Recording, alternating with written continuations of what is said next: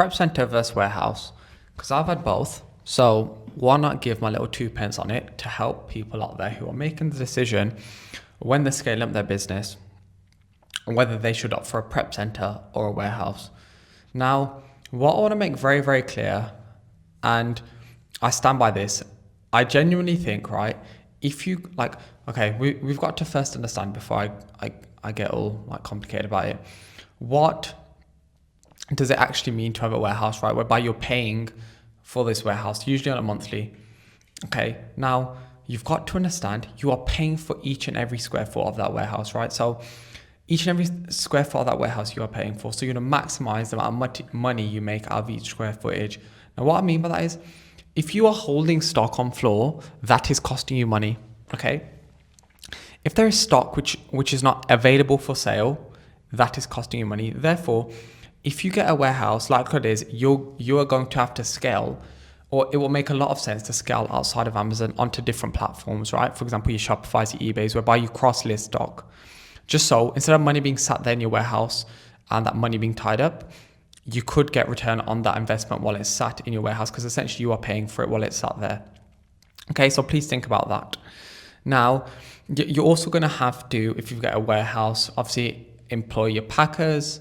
And also, people think, oh, I'll get a warehouse and obviously just get the packers in and I can travel the world. But then you've got to have A, trustworthy packers in, or B, get a warehouse manager to manage everything, right?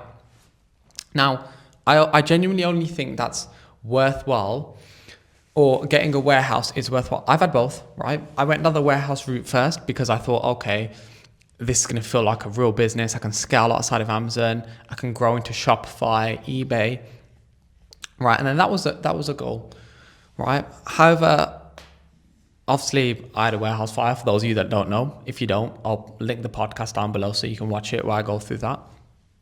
And then that forced me to transition into a prep center. So it's quite, at the time when the warehouse fire occurred, I was scaling outside of Amazon as well, into your Shopify's, into your eBay's, into your email offers lists, into your local businesses as well, to be honest with you. So essentially just maximizing the square footage on the warehouse, right? Obviously, fire happened, transition to a prep center, and I kid you not, have I never felt more free, right? Obviously now, like, looking back, when I made that well, first of all, I want to analyze why I never made that transition. Why I never started with prep centers, because I just thought I couldn't trust anyone. I wanted to handle my stock and whatnot, scale outside of Amazon, and really maximize the fact that I had a warehouse. But now, like, when you actually think about it, you've got these prep centers out there. Okay, it's their bread and butter to prep stock. It's their livelihood to prep stock. They need to make sure your stock is sent off correctly, because it's their business at the end of the day. So the way, now that I'm looking back, when I first thought, oh, they ain't going to care, it's not my business, when actually,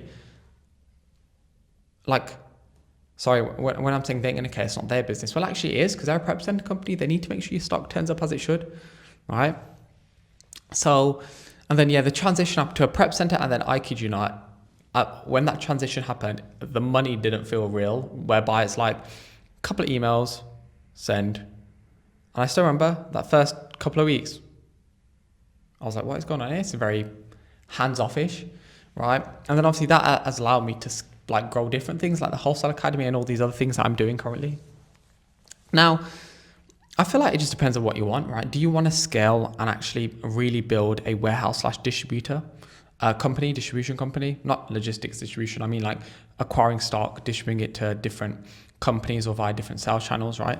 Do you actually want to be a real e-commerce distributor, or do you just want to sell on Amazon, use a prep center, and really utilize the location freedom and time freedom that comes with that and comes with having a prep center? Because if you have a warehouse, like I said, you're gonna have to get a warehouse manager to fully outsource that, and it's more of a long-term play, that is. But if you just want to, I shouldn't even say long-term play, it's more of a building an actual, it's a different type of model, right? That's an actual real, like sort of a wholesale company you're building outside of Amazon as well, because you scaling outside of Amazon. But the prep center route is more of a case of, we want to churn volume, utilizing prep center, utilize the time freedom, the location freedom, and really just living, or not even living life, or having an online business which is truly just online, right? And I think that's a decision for everyone here to make. Like, before you go and think, I want to get a unit, just think, what do you really want? Okay. if you're only going to get a unit because you think you don't want to spend 30p per unit on prep, well, just think about this, right? The actual cost of that unit is not 30p per unit. Sorry, the actual cost of that unit is not going to be how much it costs you a month. It's going to be how much it costs you a month divided by the amount of units you send out. And for most of you here, it will literally be cheaper to get Prep Center. Because let's say that unit costs you $1,000 a month and you're sending out 5,000 units. Or let's say you're sending out 1,000 units. I don't know how big you're going to be, but just evaluate it to that level, right? But annual workout, it's actually going to work out more cost effective to have a prep center than have a warehouse. And because with that warehouse, you're paying the monthly, right? You're paying for packers, you're going to be paying for obviously the poly bags, equipment and whatnot, further equipment which you need to invest into that warehouse, right?